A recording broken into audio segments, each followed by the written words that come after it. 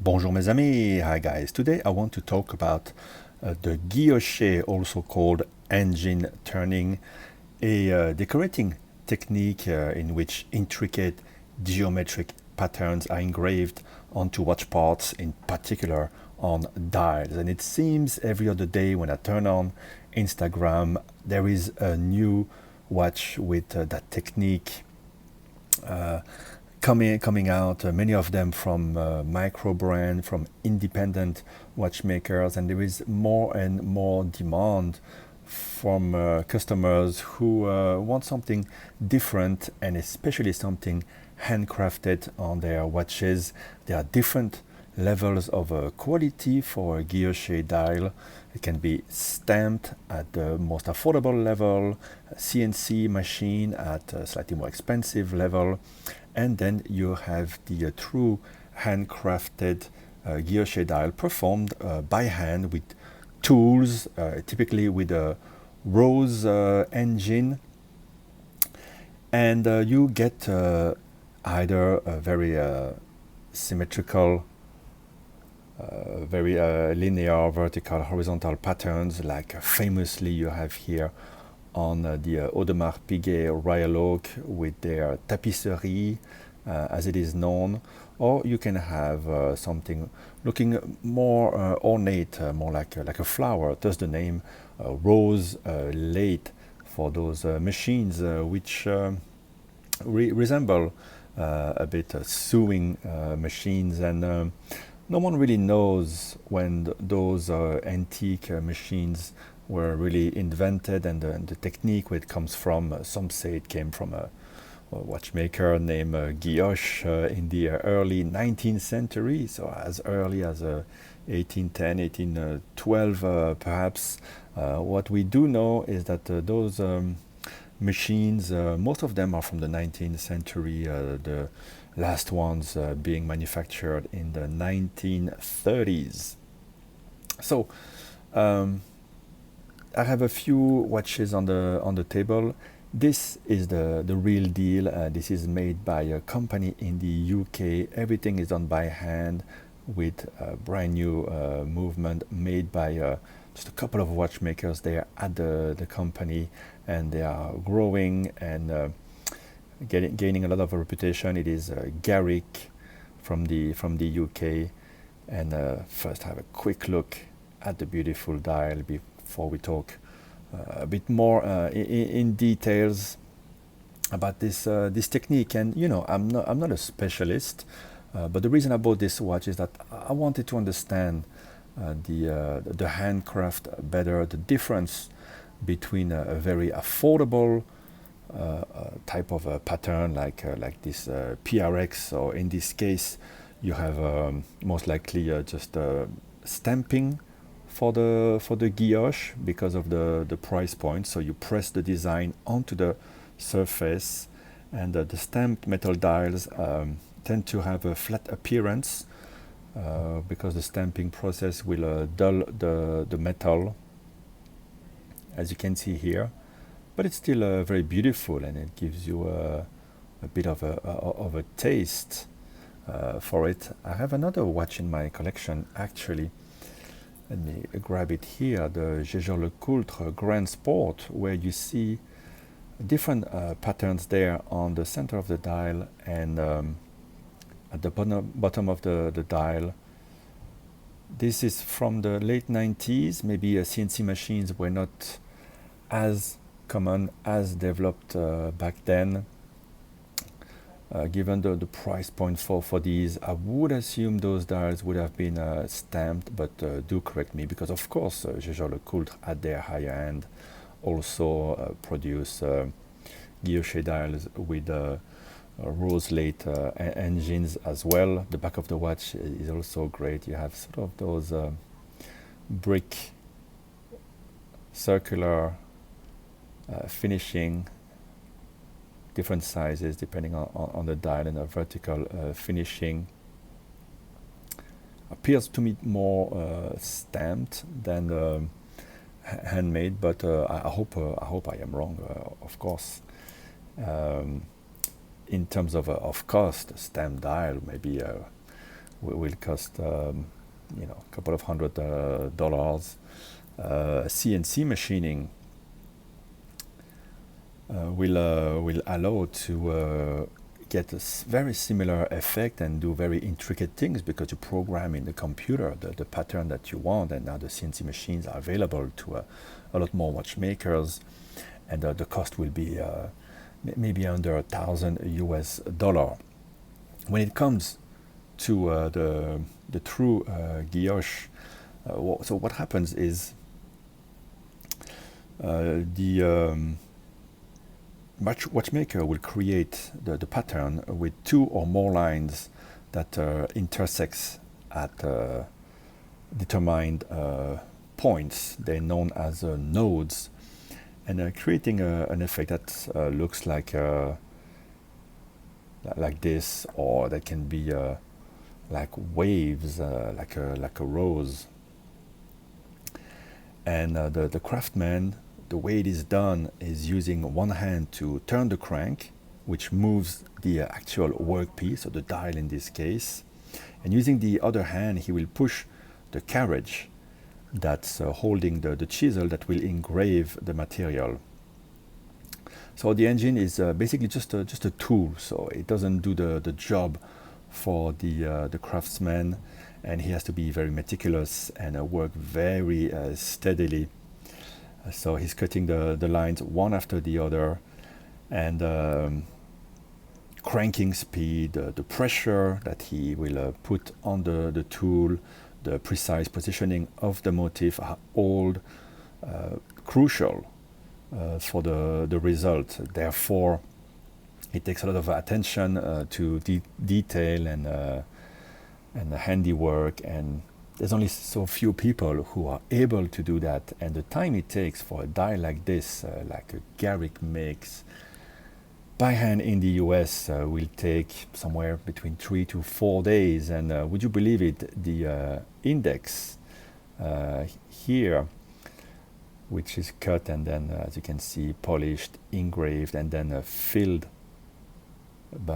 with ink by syringe, takes even more time, which explains why just a dial like this will cost 3 to 4,000 US dollars. As I said, on top of it, this brand here, Garrick, for this model, the S5, will polish the case themselves, and have created a brand new movement with a beautiful 3-spoke bridge. As you can see, you have mobile studs there on the free-sprung balance for precise adjustment, because they also stand by the accuracy of the watch. You can find more affordable models. They have models that are quite a bit bigger, which use a customer movement, but here they build everything with a beautiful frosting. I'll show you how the nautical hands, since I have the watch with me, the way they, of course the hands are heat blued, the way they intersect perfectly. I just love this effect. And it's totally unique in the watch world, right? You can customize those pieces completely.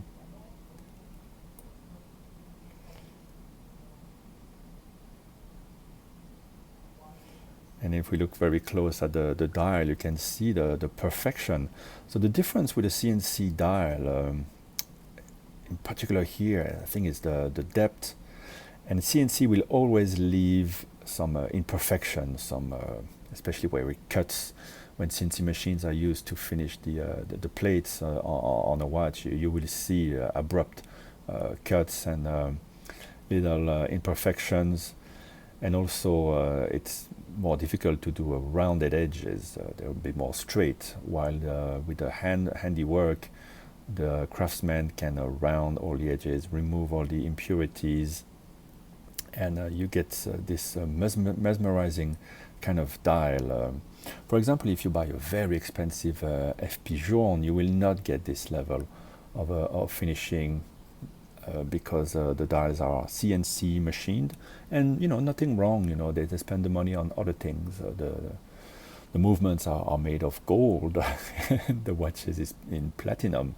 Here we have a steel watch, but there's only so much you can do, and of course it depends on the customer's appetite to spend more to get more. So a watch like this with a brand new movement made by a very small handful of people. Maybe one person will work on the dial and a person will work on the index. One watchmaker will create the whole watch, apart from the hairspring probably. A watch like this will cost before tax $20,000. And I'm not saying you should buy that, right? I wanted to own one to understand a bit how it feels to have something that's really crafted by people who are among very few people who can do it, and how it makes you feel. Because, like everybody else, I love my Rolex, I love my Tudors, and this one has a beautiful effect in the sun. And I appreciate also everything that the brand like Tudor has gone through to perfect machines and processes to be able to produce a diver so slim, so beautiful, at such a reasonable price. And a brand like Garrick could not make something like this, or it would cost a lot more. So there's a lot to appreciate here as well.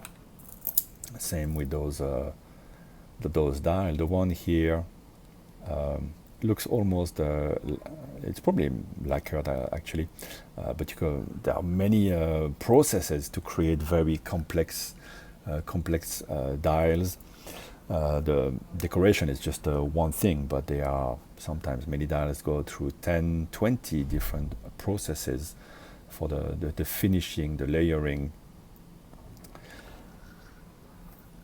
So it's not all about the decoration. Of course, there are many different things that go into the dial. And what do people see? It's the dial. This Dumoro, it's $1,000, and look how much it plays with the light. Really has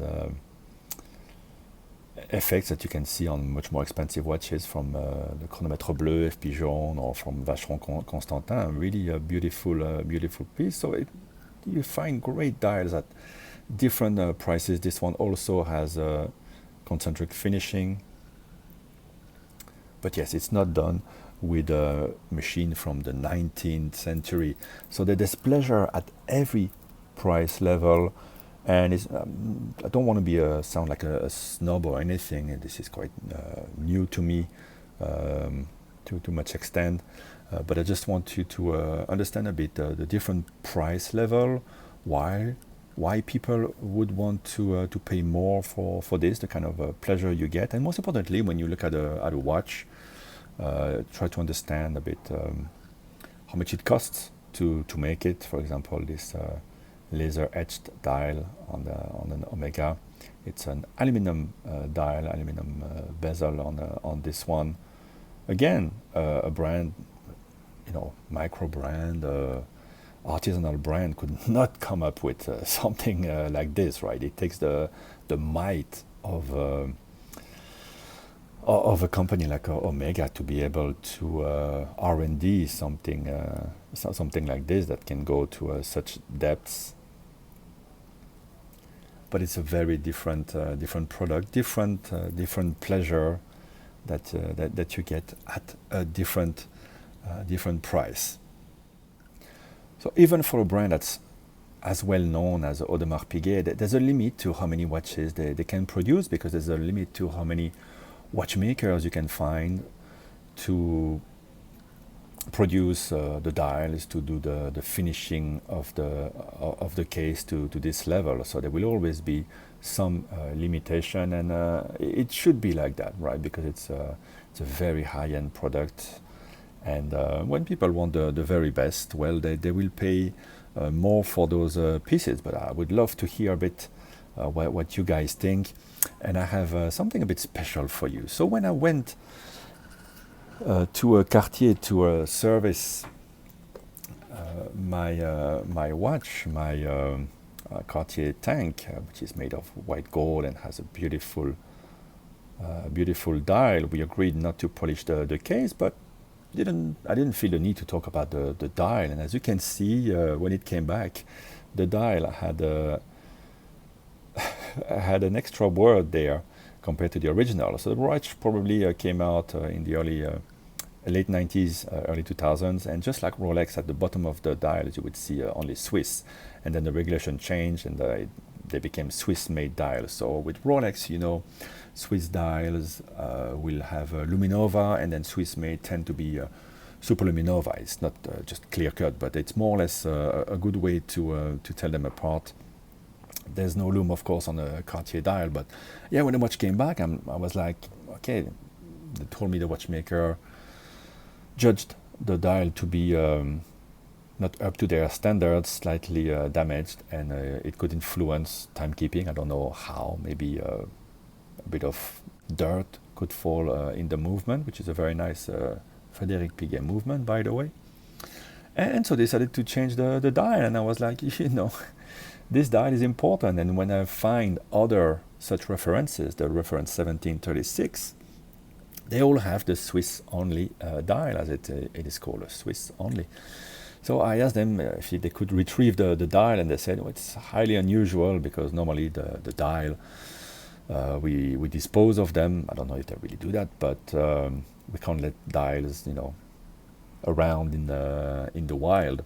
But I told them, you know, it's a collector's piece, and I wasn't expecting for the dial to be removed. And after a couple of weeks, I got my dial back. So it's a chance for us to have a closer look at the dial. So it's a piece of metal, and I would assume this beautiful pattern was made with a hand guilloche, but might be wrong. Correct me again, I'm not the specialist. And then you have those glossy numerals printed on it. Just beautiful. So you can see the sort of rose at the center, and then a different pattern on the outside. And then the dial is curved and bent on the sides to match the watch case. You have the Cartier signature here. But it's kind of cool, at least as a result of this little episode with Cartier. I got to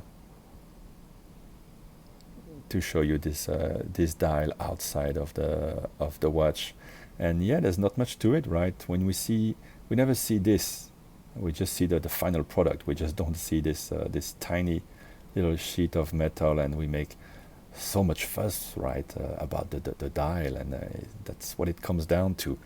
I thought it was quite cool to show you that, and yeah, let you understand a bit different techniques, why it costs so much. That's about all I wanted to cover today. Let me know a bit in the comments what you think about this. Which are your favorite dials? Have you spotted new watches from indie watchmakers spotting that dial? I think it's sometimes overplayed. You know, the guilloche seems now like almost a buzzword in the watch world, but at the same time it's a nice decorative effect.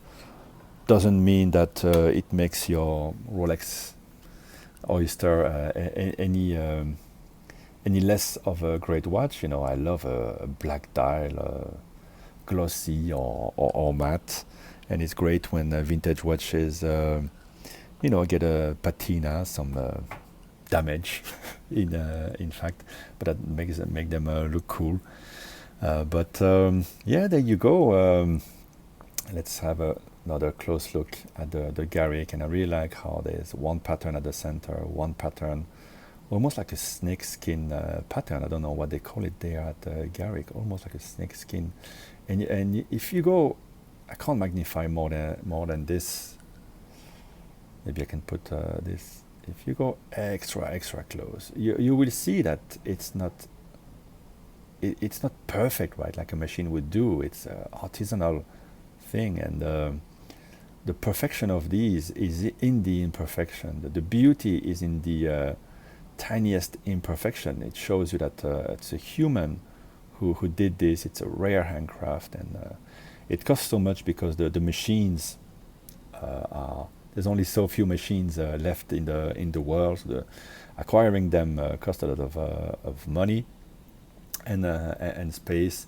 And as I tried to explain, the craftsmen skills are extremely high, and you need to form those people, and it's a great craft to preserve. And yeah, we hope it's going to be preserved for another 100 years. So there you go, guys. And if you wonder, this is the Garrick S5. There's quite a long wait list to get one of these, and in your collection it will look like absolutely nothing else. Not even an AP will compete with it in that that you can ask to customize everything, which is something you can't necessarily do unless you're a VIP, but loving, of course, this classic pattern that AP is known for as well. This is, by the way, the annual calendar from 1999, 36 millimeters, but beautiful piece. All right, I hope this was enjoyable, guys. Bye-bye.